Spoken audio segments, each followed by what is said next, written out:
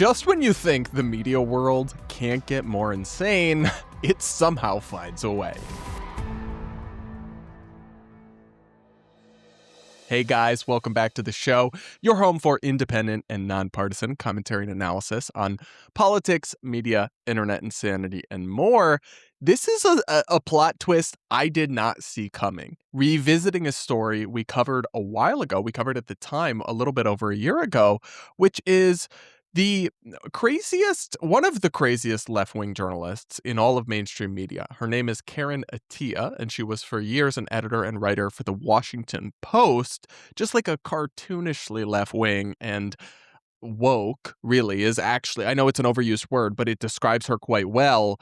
And she finally got fired from the Washington Post because of her despicable comments after the murder of Charlie Kirk, both where she basically declined to condemn it or feel particularly bad about it, but also fabricated a quote and lied about something Charlie Kirk had said, like literally misquoted him to falsely characterize something he had said as racist in a way that what he actually said was not.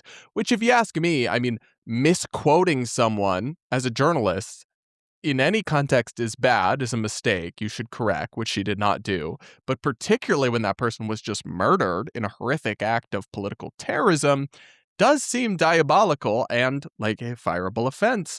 But no, not according to the Court of Arbitration that just ordered her to be reinstated at the Washington Post and given back pay. Yes, this is actually insane. Here's the headline from Mediaite. Washington Post ordered to rehire Karen Attiah in shock ruling after she was fired over Charlie Kirk posts. An arbitrator ordered the Washington Post to rehire columnist Karen Attiah and award her back pay nearly a year after the newspaper fired her over social media posts following the assassination of conservative activist Charlie Kirk. Sarah Miller Espinosa ruled Thursday that the Post, quote, did not have good and sufficient cause to fire Attiah and, quote, violated its labor agreement, according to a decision obtained by the New York Times, adding, quote, the Washington Post failed to establish the grievant engaged in gross misconduct.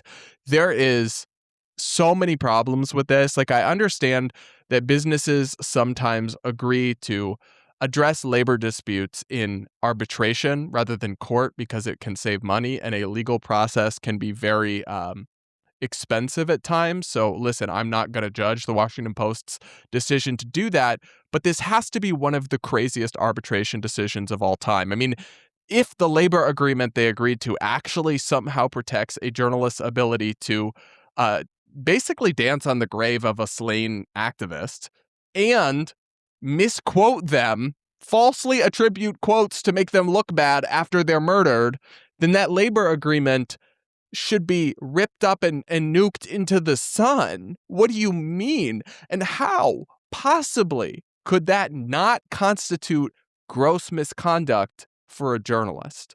That's crazy to me. Like, I'm genuinely speechless at that. As a journalist and a media professional, I would never for a second think that I have the right to behave like this and somehow maintain employment at a prestigious and mainstream newspaper like the Washington Post. What? I don't know. That's crazy. And also, I mean, there are many other things she could have been fired for in the past, and there were also documented performance issues. Anyway, more from the Mediaite article here. Attiah was fired in September 2025 after posting the reaction to Kirk's killing on Blue Sky. In its termination letter, the Post accused the longtime columnist of gross misconduct and said her post violated its social media policies and harmed the integrity of the newspaper. I mean, 3 out of 3. All of the above seem correct and true. That her posts did violate their social media policies, which presumably don't allow you to lie about people or to equivocate about political violence, did harm the integrity of the newspaper, absolutely, because the headline everywhere is Washington Post editor falsely quotes Charlie Kirk to call him racist after he's murdered or whatever. It's like, it obviously reflects poorly on the newspaper to have this person employed, and that's not gross misconduct. I don't know what is. Anyway, here is more from the Mediaite article.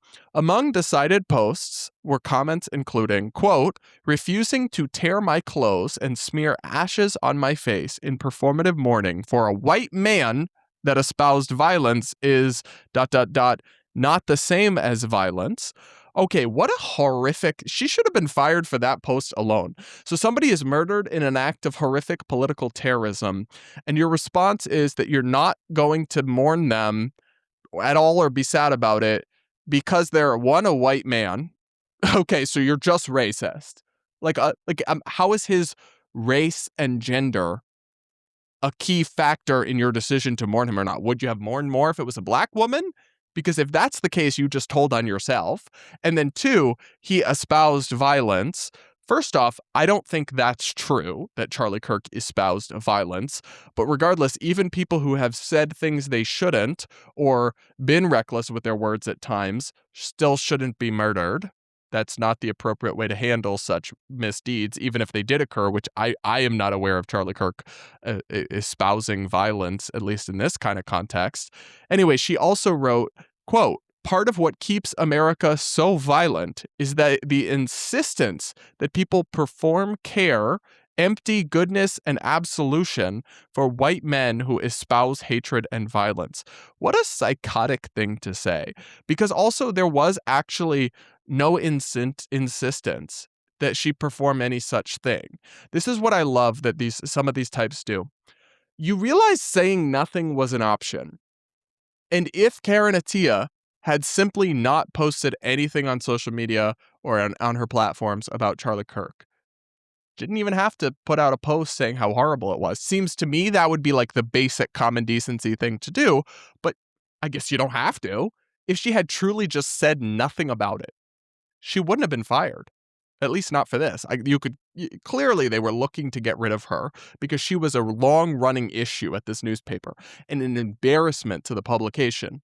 However, the idea that she was they were trying to force everyone to celebrate him, you really could have just said nothing at all. So that's not true, and you wouldn't have been fired. They just don't want you to lie about the person or to equivocate on the violence because they're a white man and you didn't like some of the things they had to say. Anyway, more from the article. The only post by Attiah at that time that mentioned Kirk by name but was not mentioned in the termination letter misattributed a racist quote to the late activist. Attiah claimed the quote was using Kirk's, quote, own words, but it was an internet-sourced misquote apparently adopted from his tirade against affirmative action, naming specific individuals. So that's the thing, and I covered this on my channel at the time. She published a false quote from Charlie Kirk that made him sound racist in a way his underlying quote absolutely did not, immediately after he was the victim of a horrific murder. If that's not a fireable offense for a journalist, if that's not gross misconduct, what is? What possibly could be? That it's wrong to misquote anyone, and the way she misquoted him, I went through it at the time, was particularly egregious, but particularly when you do so in that moment after they've been victimized in a horrific attack on free speech and democracy, your first instinct is to smear the dead guy by misquoting him, either intentionally or through just total disregard for fact-checking or sourcing or any sort of due diligence. Yeah, that demonstrates a total lack of care and accuracy that is disqualifying for a journalist and should get you fired from a prestigious post, especially because she didn't, to my knowledge, correct it. Anyway, more from the article here. Attiah's termination letter also pointedly referenced, quote, documented performance concerns, suggesting that long-standing internal issues compounded the fallout. Given these concerns, and in light of your unacceptable Blue Sky posts, we cannot tolerate the risk your performance poses to the Post. Attiah maintained that her commentary fell squarely within her role as an opinion writer, and during her arbitration proceedings in June, described the posts as part of her work, quote, commenting on our discourse on political violence. Gaslight me harder, Queen. Yeah, my favorite part of commenting on political violence is when I suggest that I'm not sad about it because the target is a white man and I misquote people to smear them after they're murdered. Really, she is diabolical, honestly, to even take them to arbitration rather than just hold your hands up and say, I messed up. You got me. All right. And move along with your life and try to do better next time. is diabolical. And then the fact that this arbitration court ruled in her favor, I find absolutely astonishing. She is, of course, gloating and celebrating this development. Karen Attiah wrote on X, breaking, the Washington Post fired me last year for speaking the truth after Charlie Kirk's killing. I fought back. I'm happy to announce I won my case against the Washington Post. They have been ordered to reinstate me immediately. Fist emoji. This is actually crazy. What on earth is happening? They fired me for speaking the truth after Charlie Kirk's killing.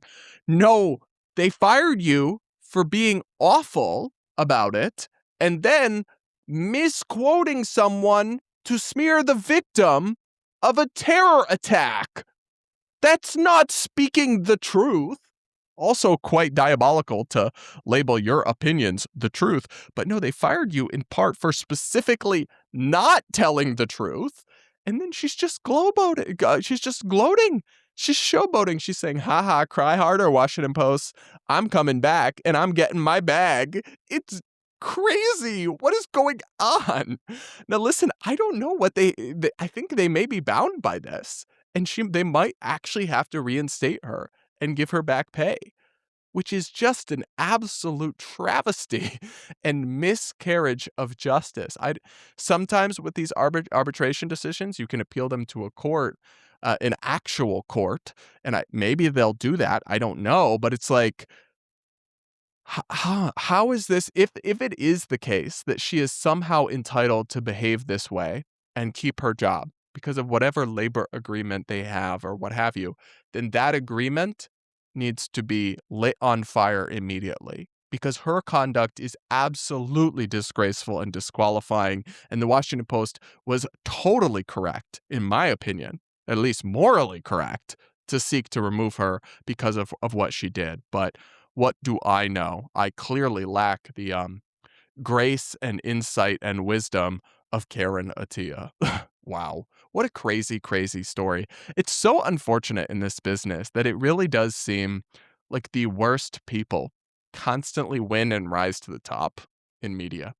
It really does. It's very demoralizing as somebody who tries to be independent and tries to be decent and honest and I'm a successful guy, but mostly because I've had to build it for myself on independent platforms like YouTube. It's like the opportunities and doors were not necessarily there at the most prestigious places in mainstream media or in right-wing media.